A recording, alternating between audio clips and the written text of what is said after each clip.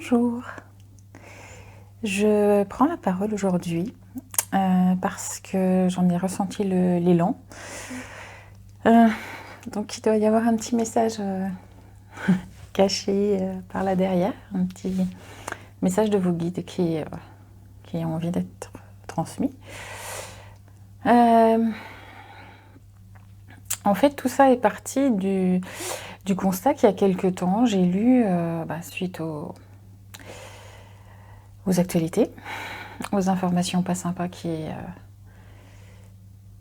se produisent, enfin voilà, les infos qui nous parviennent de choses pas sympas qui se passent, qui à nouveau viennent nous chahuter, viennent nous provoquer. Voilà, moi je le sens, je le définirais comme ça, c'est des provocations. Alors sortie effectivement de ce que c'est comme événement, une déclaration de guerre et une guerre à notre époque. Ouais quoi, comment c'est encore possible?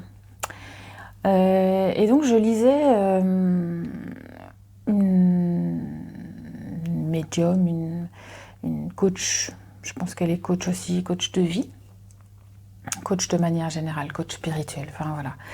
Et elle disait que le plus important c'était de rester à l'intérieur, de rester en nous, dans notre lumière. Et la réponse qu'elle recevait à ça, c'est mais c'est égoïste, et alors comment on fait? Et c'est hyper égoïste. Mais non, c'est pas égoïste du tout. Et ça m'a blessée parce que je me suis dit, t'es tout sauf, enfin, je pense pas être égoïste. Bon. Mais en même temps, effectivement, ça peut paraître dérisoire et puis égoïste, autocentré, de se dire regarde là-bas, ils sont en train d'avoir peur pour leur vie, de mourir de faim, d'être cachés dans des caves et tout ça. Alors que toi, tu es tranquille chez toi, tu peux te mettre au soleil si tu as envie et tu peux aller boire un coup si tu en as envie aussi. En fait, et du coup, sur le moment, j'ai eu envie de dire mais non, en fait, c'est pas ça, t'as pas compris.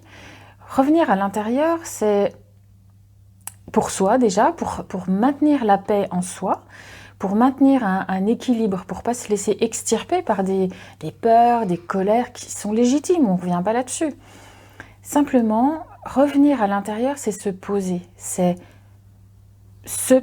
et reposer les choses, leur redonner leur juste place. L'exemple qui m'est venu, c'est par exemple un pompier qui va un médecin qui va sur un accident. Si devant le blessé, il est tout mon Dieu, oh là là, vous avez mal, oh là là, oh votre jambe elle est partie, oh. Il va pas pouvoir être efficace dans son travail. Ça veut pas dire qu'à l'intérieur, il a pas de compassion pour ce monsieur, et ça veut pas dire qu'il va pas tout mettre en œuvre pour l'aider au mieux. Et je trouve que c'est ça qu'on confond en fait. Se dire que se remettre dans son pouvoir intérieur pour pouvoir aider les autres, c'est sûr que ça paraît au premier niveau comme ça un peu décalé et antinomique. Mais en fait, d'être dans sa propre lumière, dans sa paix et dans son calme, ça permet de gérer et de mieux donner sur l'extérieur. Ce pompier, au plus il va être calme et en maîtrise, il va pouvoir faire ses gestes techniques, il va pouvoir adapter ses gestes à la situation. Ça ne veut pas dire qu'après, il ne va pas souffler et dire « mais quand même, c'était un truc de dingue et tout ça, cet accident et machin ». Ça peut arriver à n'importe qui, c'est pas forcément parce que c'est son métier qu'il faut qu'il soit comme ça. Si vous croisez quelqu'un qui est tombé en vélo dans la rue, si vous paniquez, ça va pas servir à grand chose. Vous allez pas l'aider, plus le faire paniquer qu'autre chose. Et puis c'est pas la personne qui est tombée par terre qui va vous dire mais non, calme-toi, ça va bien, t'inquiète, j'ai pas trop mal, ne t'inquiète pas pour moi. Voilà, c'est pas cohérent. Le fait d'être dans sa propre puissance, dans sa propre lumière et dans sa paix, ça permet de mieux gérer. Et nous, depuis notre forteresse intérieure, on peut comme ça transmettre de la lumière, de l'énergie, tout ce qu'on a envie de transmettre. à notre niveau et tout ce qu'on se sent capable de faire. Si vous vous sentez juste capable d'envoyer de l'amour et de la lumière sur ce peuple qui souffre, sur ces gens qui sont armés pour aller faire souffrir un autre peuple, et peut-être qu'ils n'en ont pas envie, tous, d'aller... en tout cas, ceux à qui vous avez envie d'envoyer de la lumière, de l'amour et du soutien, ben vous pouvez le faire depuis votre espace intérieur. Cela présuppose que vous êtes au clair avec vous, que vous êtes posé en vous, en votre cœur, pour envoyer cette lumière. Et si d'autres actions sont pour vous envisageables, c'est toujours de ce point-là que vous pourrez le savoir. C'est en étant calme et posé en votre intérieur que vous pourrez dire « Ok, eh ben moi, ce que j'ai envie de faire pour eux, c'est d'aller leur apporter des vivres, c'est de récolter des vivres pour que quelqu'un d'autre leur apporte, c'est faire de l'action concrète, que vous jugez concrète, parce qu'envoyer de l'amour et de la lumière, c'est certes énergétique, donc on ne voit pas cette énergie, mais c'est concret aussi pour celui qui la reçoit. Voilà, c'est ça que j'avais envie de dire. Après, les techniques de recentrage, de se remettre dans son intérieur, de tout ça, c'est que par le... Je vais dire la méditation, mais c'est même pas la... C'est comme l'habitude de dire, c'est que quand j'en parle avec mes patients, je dis c'est usurpé. La méditation, c'est on s'en fait toute une image qu'il faut rester 1 heure assis sur un petit coussin avec les bras comme ça, comme ça. Non, c'est pas ça la méditation. C'est pas obligé. C'est pas obligé non plus d'avoir un joli t-shirt et la tenue qui va adéquate et tout ça. Et puis des pieds nus, tout ça. Non, c'est pas obligé. Je me moque parce que comme tout, on a des images préconçues sur les choses et que se mettre dans son intérieur et se mettre dans cet état méditatif de recentrage, de j'écoute l'intérieur, je respire doucement, j'installe une respiration douce, tout ça s'acquiert sans avoir de connaissances ni le titre de méditeur professionnel ou petit yogi. Tout le monde est capable de le faire. Tout le monde. Même celui qui n'a jamais fait. Il suffit juste de commencer. Il suffit de commencer et d'entretenir la machine. Voilà.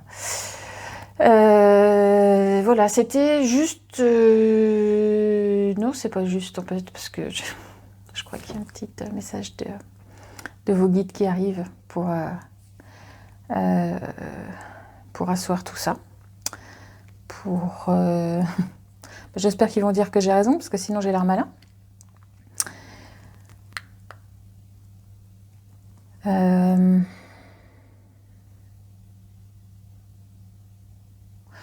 Vous ne serez jamais aussi libre qu'en votre intérieur. Vous ne serez jamais aussi puissant qu'en étant à l'écoute de chaque bribe de votre souffle. Vous êtes puissant, vous le savez déjà, parce que nous vous le disons souvent, mais vous en avez perdu la notion. Être libre, sentant de votre puissance intérieure, qui par elle vous donne les ailes et la force nécessaire pour soulever chacune des montagnes que vous apercevez devant vous. Chacune de ces montagnes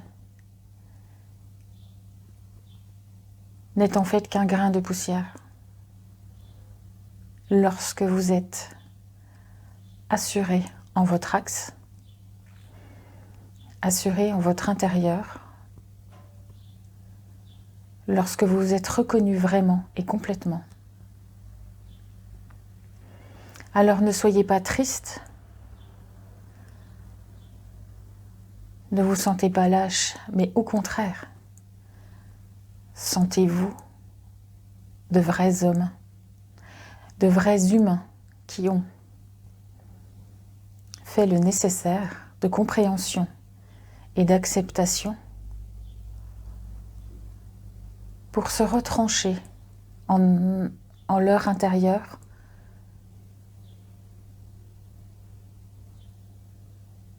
et qui accepte de se laisser guider vers des réponses qu'il pense ne pas connaître. Soyez libre de faire ce cheminement, pas à pas, tranquillement, pour ensuite vous laisser guider.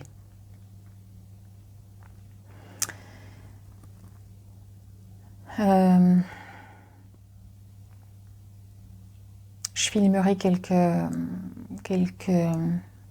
je filmerai ou pas d'ailleurs, je vous ferai un petit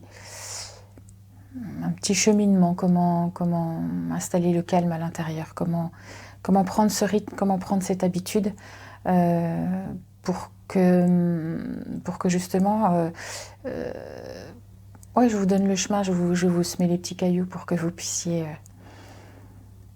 faire cet exercice tout simple qui, à force d'être répété, devient un mécanisme qui pourra vous aider à aller vers le calme intérieur. Voilà.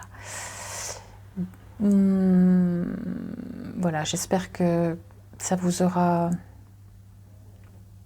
apporté une petite précision supplémentaire. En tout cas, j'en ressentais le besoin, donc je suis venue. À bientôt.